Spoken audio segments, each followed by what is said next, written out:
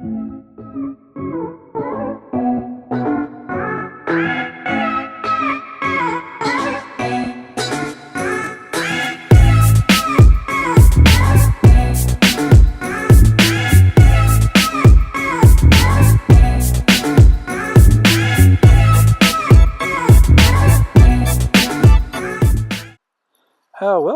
My name's Tristan, and this is a video outlining, I guess, some of the processes that I've used in my current scratch build. It's a 1 to 20 scale ice snowmobile, rooted somewhat in the Machine and Krieger genre. Don't know really how to describe this thing, but I'm calling it the Thenus, which is the scientific name for the Moreton Bay bug, because my good friend Lincoln Wright, who is also a fellow modeler, when he saw photos of this thing, suggested that it looks like a bug. So I thought, Thenus sounds pretty cool. Okay, so I guess as a bit of background, I've recently been cleaning up the kids' toy room and chucking out a lot of broken toys. And amongst the toys, I found this red. It's a Spider-Man tricycle thingy, and the shape kind of intrigued me a little bit. So it kind of got me thinking as to what I could use it for, and I wanted to try out some of the hoop techniques, I guess would be the best way of describing it, that some of the Japanese modelers have used to build hovercraft type mobiles like the Oscar and the Nutcracker. So I just thought that this would actually give me a good basis to try and practice some of these skills for the first time. Okay, so as you can see from the photo, one of the first things I did was to cut a base plate out of, I had a flour plate. I think it's about 1 or 2 mil thick. I can't remember. It's like one of the thicker ones that I've got. And then I slowly actually had to pack out what looks like the back wheels to get everything to go flat. I then inserted 2 half circle hoops into the middle of it, as again you can see in the photo. Okay, my next stage was to put in some more support work, as you can see, with this thick square beam going down the middle, as well as some stabilizing platforms. And that beam actually runs from the front to the back of the red frame to give it some structure. So it was quite rigid.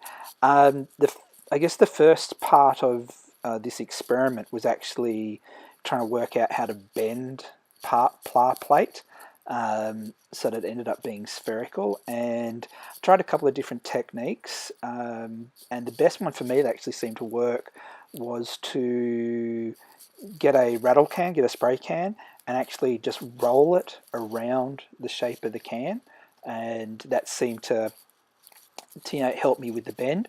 I did try actually rolling it up like into a tube, so you roll a piece of paper up, but the plate would crack. So I think by bending it over, bending it over a rattle can actually allowed me to shape it without sort of putting any stress in it. So that was one of the things that someone asked me, is that how did I bend it? And actually I just held it flat in my hand and rolled it over a rattle can, which I don't know, seemed to work for me.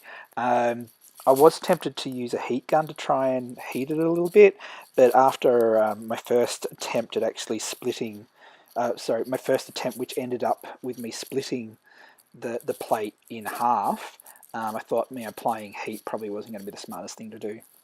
Okay, as you can see from this photo, and I should point out I'm really crap at taking photos as I go. I tend to kind of get in the moment and keep going, and then sort of go, oh, bugger, I should have taken photos of that, but what are you going to do? So as you can see from this photo here, there's actually 3 or 4 pieces of sheeting on top of the Thenus.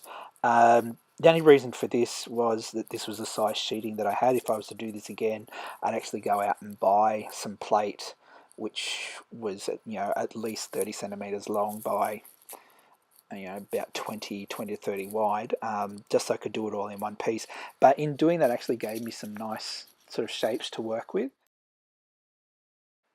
Okay, so part of the process, I guess, for me, and I tend to not plan these things out, but one of the things I wanted to do when I was putting this thing together was, to actually play around with pla plate and see what I can do with it. And I wanted to create vents, or exhaust ports, I guess you could call them, on this thing without actually having to cut into the plastic. Because I thought that by cutting into the plastic, I would weaken the structure of it, which I didn't sort of want to mess around with. Um, Someone asked in one of the comments on the photos, what did I use to stick this thing together? I used super glue with baking soda powder as an accelerant. Also used zip kicker, but I tend not to like the zip kicker just because it is a spray and it tends to go all over the place. And then if you get glue in the wrong spot, smoke coming off your model as it hardens. And it also really don't get that stuff on your fingers and then play around with glue because it actually will burn you as well. A little safety tip there. So yeah, so as you can see from the photo, trying to get these vents in, and I just thought, look, I'll let the plastic do its thing. The vent at the top, because someone asked me in one of the photos, how do I create that, was simply just taking the arch and physically bending it down, super glue, and holding my thumb on it, which did cause a bit of problems because there's actually my thumbprint. I've got some glue on my thumb. My thumbprint is actually in the top of that dent, uh, which meant a lot of sanding, which again was a little bit sort of risky because I wasn't too sure how far to go and find that point to stop before I actually weakened the whole thing and that just flew off. So I was lucky that I kind of knew when to stop. Okay, so after I was happy with all the bending and what not, as you can see from this photo, I then filled in as many gaps as possible with a Tamiya putty, let that harden, sand it down. As you can see in that photo just there, you can actually see my fingerprint in that front dent. Uh, Probably then entered into the stage that I really just detest, and that's sanding and just sanding. Usually a pretty strong grit on it, about a 240 grit. But again, just being really aware of not trying to take off too much plastic because again, I didn't want to risk the glue joints popping off. Um, and then obviously the next stage after that was then to hit it with primer, and I did this 3 times, um, just to look for like glue splotches. And again, as you can see in this photo here on that front vent, there's like just noticeable bubbles. So yeah, so there's like three lots of sanding and priming. I did cheat on those front vent grid thingies. And I used an electric sander just to get in there. It's just a little tool that I got off eBay. It's designed to actually grind down toenails. So I figured, if it's good enough for toenails, it's good enough for glue. And it actually did a pretty good job. I wouldn't suggest using a Dremel or anything like that on these things because those things are way too powerful. But this little nail file thingy seems to really do the job.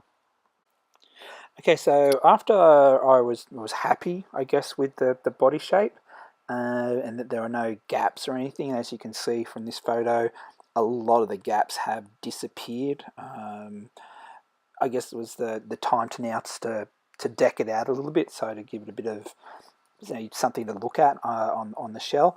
I used a number of old kits to do this stuff. So the piece at the front is from a very small Gundam kit. The clear bit there is actually a dessert spoon that I found somewhere. The piping and the green bits, they're all off Ideon kits. The clear circular vent at the top is the cap off a pen, I think, from memory. Um, the other clear bit just behind it is from a Gundam kit. It looks like an elbow joint. Um, the fuel tanks, I'm not sure where they're from. And I guess the funny thing is the wheels on the bottom are actually from one of the kids' toys, which is like a remote control car four-wheel drive thingy that the boys had snapped the wheels off, and there's no way that I could fix it because they just absolutely destroyed it. So I actually took one wheel and cut it in half and then glued the halves underneath the kit. Okay, so as you can see in this photo, the greeblies are now on. I've whacked a coat of primer on it. I use Super Cheap Auto Primer, the orange cap, which is an Australian automotive chain. It's quite economical to use, and it tends to work really well. I then took it down to the spray booth, and I kind of hit that problem, that mind blank block that I'm guessing a lot of modelers get, is what to paint this thing. I've gotten back into airbrushing. Where I live, it's sort of wet and cold for most of the year, so airbrushing actually is not something that I do a lot of, just because of the weather conditions. But there's no way that I was going to try and hand paint this thing, because it's quite large. So a good friend of mine, Scott Taylor, the Scale Modeler Supply, big shout out there. Um, he's designed his own line of lacquer paints, which is ready to pour, pre-thinned, and they work beautifully out of the air gun.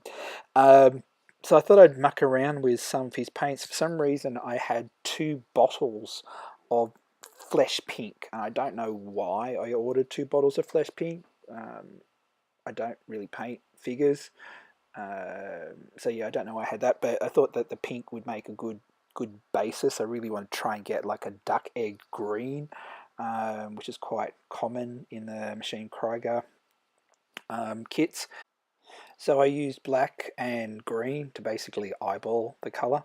It's really hard to see in this photo, but the base color is, I guess, it is a darkish green, but again, it's really hard to see, so it looks like it's just been primered on. But in the next set of photos, you'll actually see the tonal difference, technical term there, between the 2 colors that I mixed. Basically, one was, as I said, this green, and the other was like a grayer version of the green. Really good describing skills there. You sort of just see it in this photo now at the bottom. Again, it's one of my reattempts, because it's been a while, as I said, that I've used my airbrush to freehand these lines as well. I didn't want to try masking at all, and just want to sort of get in there and actually just see what I can do. Again, just mucking around. With the paint done, it's time to, I guess, move on to the next stage, which is putting on decals, or decals for my American friends. I use a combination of some decals that I'd actually printed up, which are the numbers on the top, and the other decals are from the 1 to 20 figure A set, which is the Winter Mercenary mechanics set, again from the Machine Krieger genre. I'm using 2 of the figures in the dio to go with this, maybe 3, I don't know, but I'll put a picture of that box probably towards the end. Yeah, I'm not a massive fan of decals. I guess in the Gundam genre, decals are a big thing, and I've never really gotten the whole decal thing. If you look at military vehicles and whatnot, they tend not to be over stickered. So I guess that's, it's just a personal choice. So I tend to keep my decals quite I guess precise, and not overly doing it. As I said, it doesn't float my boat. And there you have it. That's the stage that I'm up to. Tomorrow, or next modelling session, whenever that is, I'll be probably hitting this again with flat coat. Probably do a little bit of weathering. Still trying to work that one out, because again, don't want to kill it, because I'm quite happy with where I am at the moment. So thank you for taking time to watch this video. As you can probably tell, this is the first modeling video I've ever done, so I have a lot to learn. I'm actually sitting on my bed with my son next to me, set of headphones in, just waffling on over photos. I'm hoping that maybe, if I get the time and inclination, I'll do some more of these type of things. So thank you again for watching and listening, and hopefully this was some help to those people that were asking questions on how I bent the plastic and all that type of stuff.